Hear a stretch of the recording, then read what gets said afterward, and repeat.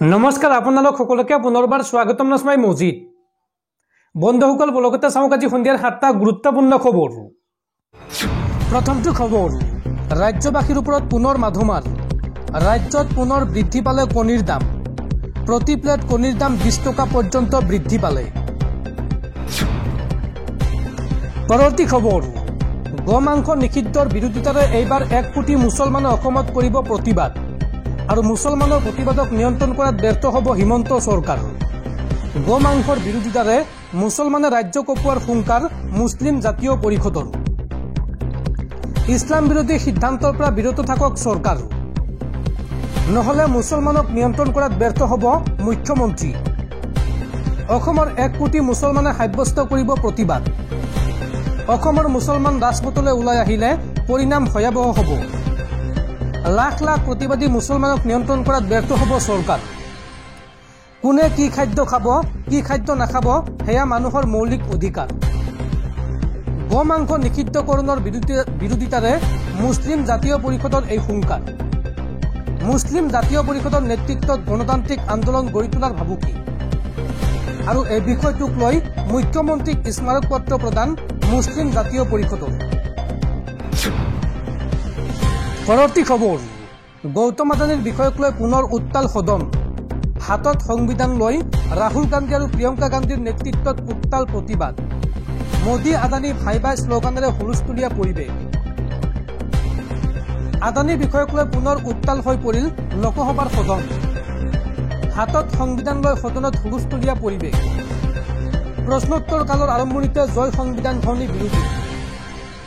আদানীৰ লুণ্ঠন আৰু কেলেংকাৰীৰ বিষয়ে আলোচনাৰ দাবী। সদনৰ বাহিৰতো হাতে হাতে সংবিধান লৈ প্ৰতিবাদ বিৰোধী। ৰাহুল প্ৰিয়ংকাৰ নেতৃত্বত মোদী আদানী ভাই ভাই শ্লোগানেৰে প্ৰতিবাদ। প্ৰধানমন্ত্ৰী মোদী আৰু বিজেপিয়ে আদানীক লুণ্ঠনৰ বৰপীৰা পাৰি দিছে, এই মন্তব্য বিৰোধীৰ। মোদী আৰু আদানীয়ে লগ লাগি দেশক চাৰিওফালৰ পৰা লুটিছে। হাতত সংবিধান কলা মাস্ক পৰিধান কৰি বিৰোধীৰ প্ৰতিবাদ। শীতকালীন অধিৱেশনৰ প্ৰথমটো দিনৰ আৰম্ভণিৰে পৰা সৰব হৈ পৰিছে বিৰোধী আৰু যৌথ সংসদীয় কমিটিৰ দ্বাৰা আদানীৰ উৎকোচ কাণ্ডৰ তদন্তৰ দাবী বিৰোধীৰ। দৰ্শকসকল আৰু বহুতো গুৰুত্বপূৰ্ণ খবৰ আছে। তাৰ আগতে আপোনাক জনাওঁ যে যদি আপুনি এতিয়ালৈকে এইটো ভিডিঅ'ত লাইক কৰা নাই তেন্তে এতিয়াই ভিডিঅ'টোত লাইক কৰি দিয়ক আৰু এনেকুৱা ধৰণৰ ভিডিঅ'সমূহ নিতৌ চাবলৈ চেনেলটো ছাবস্ক্ৰাইব কৰি কাষত থকা বেল আইকনটো প্ৰেছ কৰি ৰাখক। পৰৱৰ্তী খবৰ, ঘোষণা কৰা হ'ল গুণোৎসৱৰ দিন। এইবাৰ মুঠ 3টা পৰ্যায়ত ৰাজ্যৰ 35খন জিলাত অনুষ্ঠিত হ'ব গুণোৎসৱ।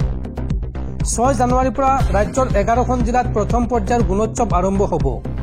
17 জানুৱাৰীৰ পৰা 14খন জিলাত হ'ব দ্বিতীয় পৰ্যায়ৰ গুণোৎসৱ আৰু 5 ফেব্ৰুৱাৰীৰ পৰা ৰাজ্যৰ 10খন জিলাত তৃতীয় পৰ্যায়ৰ গুণোৎসৱ অনুষ্ঠিত হ'ব। আৰু এই গুণোৎসৱৰ বাবে মুকলি কৰা হৈছে বিশেষ পৰ্টেল। শিক্ষামন্ত্ৰী ৰনোজ পেগুৱে আনুষ্ঠানিকভাৱে মুকলি কৰে এই পৰ্টেলটো। পৰৱৰ্তী খবৰ, বাংলাদেশৰ নতুন চৰকাৰৰ বৃহৎ সিদ্ধান্ত। বাংলাদেশী টকাৰ পৰা আঁতৰোৱা হ'ব শ্বেখ মুজিবুৰ ৰহমানৰ ফটো। শ্বেখ হাছিনাৰ পিতৃ আছিল শ্বেখ মুজিবুৰ ৰহমান। ঢাকা ট্ৰিবিউনে প্ৰকাশ কৰিছে এই তথ্য। পৰৱৰ্তী খবৰ, সমাগত পঞ্চায়ত নিৰ্বাচন আৰু পঞ্চায়ত নিৰ্বাচনক লৈ 5টাকৈ বৃহৎ ঘোষণা চৰকাৰৰ।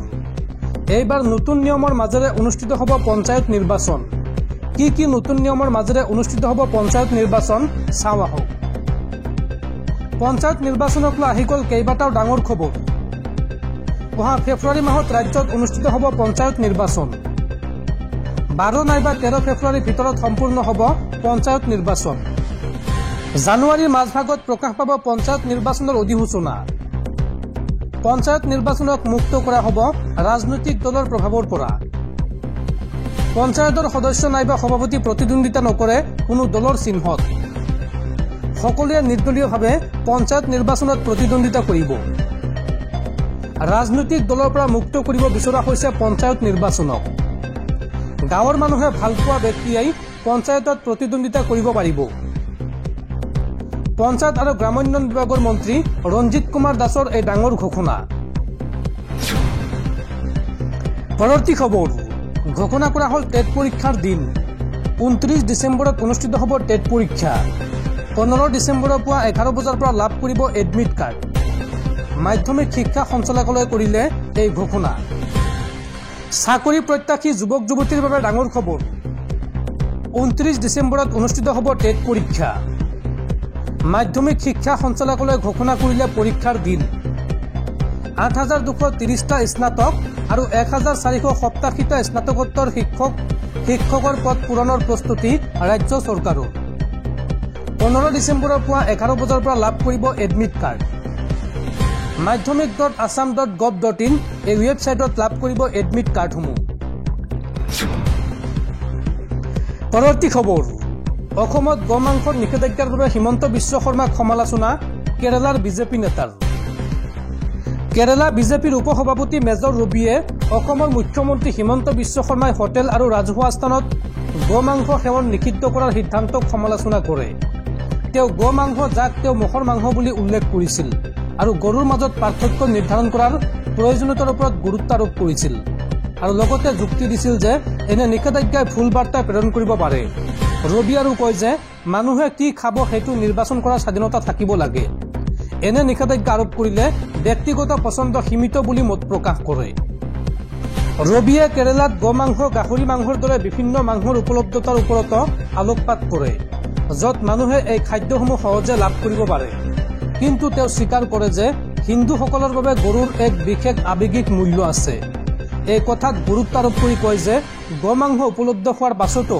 তেওঁ কেতিয়াও কেৰালাত গৰু বধ হোৱা দেখা নাছিল তেওঁ অসমৰ মুখ্যমন্ত্ৰীক এনে নিষেধাজ্ঞা আৰোপ কৰাৰ পূৰ্বে এই দিশসমূহ বুজিবলৈ আহ্বান জনায় উল্লেখযোগ্য যে পূৰ্বতে মন্দিৰ নামঘৰৰ 5 কিলোমিটাৰ বেখাৰদৰ অঞ্চলত প্ৰযোজ্য হোৱা অসমত এই নিষেধাজ্ঞা এতিয়া ৰাজ্যজুৰি বৃদ্ধি কৰা হৈছে ৰাজহুৱা স্থান হোটেল ৰেষ্টুৰেণ্টত গোমাংস পৰিৱেশন আৰু খোৱাত নিষেধাজ্ঞা আৰোপ কৰা হৈছে 2021 চনৰ অসম গো সংৰক্ষণ আইন অনুসৰি হিন্দু জৈন শিখৰ অধিক জনসংখ্যা থকা অঞ্চলত ইতিমধ্যে গৰু বধ আৰু গোমাংস বিক্ৰীত বাধা আৰোপ কৰা হৈছিল পৰৱৰ্তী খবৰ কাজিৰঙাত ৰাজ্য চৰকাৰৰ পঞ্চতাৰকাযুক্ত হোটেল নিৰ্মাণত আহিছে বাধা খোদ কেন্দ্ৰীয় পৰিৱেশ আৰু বন মন্ত্ৰালয়ৰ আপত্তি এই সন্দৰ্ভত শপতনামা দাখিল কাজিৰঙাত ৰাজ্য চৰকাৰৰ পঞ্চতাৰকাযুক্ত হোটেল নিৰ্মাণত আহিছে বাধা কেন্দ্ৰীয় পৰিৱেশ আৰু বন মন্ত্ৰালয়ৰ আপত্তি এই সন্দৰ্ভত আৰু এই সন্দৰ্ভত দাখিল কৰা হৈছে শপতনামা ৰাষ্ট্ৰীয় সেউজ ন্যায়াধিকৰণত আপত্তি দৰ্শালে কেন্দ্ৰীয় মন্ত্ৰালয়টোৱে ইফালে প্ৰকাশ পাইছে অসম চৰকাৰৰ বিফলতা কাজিৰঙাক লৈ নাই কোনো পৰ্যটন পৰিকল্পনা নাই কোনো ব্যাঘ্ৰ সংৰক্ষণ পৰিকল্পনা সংৰক্ষিত অঞ্চলত গঠন কৰা নাই পৰিৱেশ সংবেদনশীল অংশ বা ইকো সেন্সিটিভ জোন শেহতীয়াকৈ প্ৰকাশ পাইছে এই তথ্য পৰৱৰ্তী খবৰ গোমাংসক লৈ মুখ্যমন্ত্ৰী হিমন্ত বিশ্ব শৰ্মাৰ পুনৰ বৃহৎ ঘোষণা ইছলাম ধৰ্মৰ সকলো লোকে খাওক গোমাংস কিন্তু ৰাজহুৱা স্থানত নহয় ৰাজহুৱা স্থানত গোমাংস খোৱাতে নিষেধাজ্ঞা জাৰি কৰা হৈছে এই মন্তব্য হিমন্ত বিশ্ব শৰ্মাৰ ইছলাম ধৰ্মৰ সকলো লোকে গোমাংস খাওক কিন্তু ৰাজহুৱা স্থানত নহয় ৰাজহুৱা স্থানত গোমাংস খোৱাতে নিষেধাজ্ঞা জাৰি কৰা হৈছে সামগ্ৰীত গোমাংসৰ বিতৰণ কৰিয়েই নিৰ্বাচনত জিকি আছিল ৰকিবুল হুছেইন সামগ্ৰীৰ ৰকিবুলৰ গোমাংসৰ দোকানখনহে মই বন্ধ কৰি দিলো এই মন্তব্য হিমন্ত বিশ্ব শৰ্মাৰ পুনৰ গোমাংস সন্দৰ্ভত ৰকিবুল হুছেইনক কটাক্ষ মুখ্যমন্ত্ৰী হিমন্ত বিশ্ব শৰ্মাৰ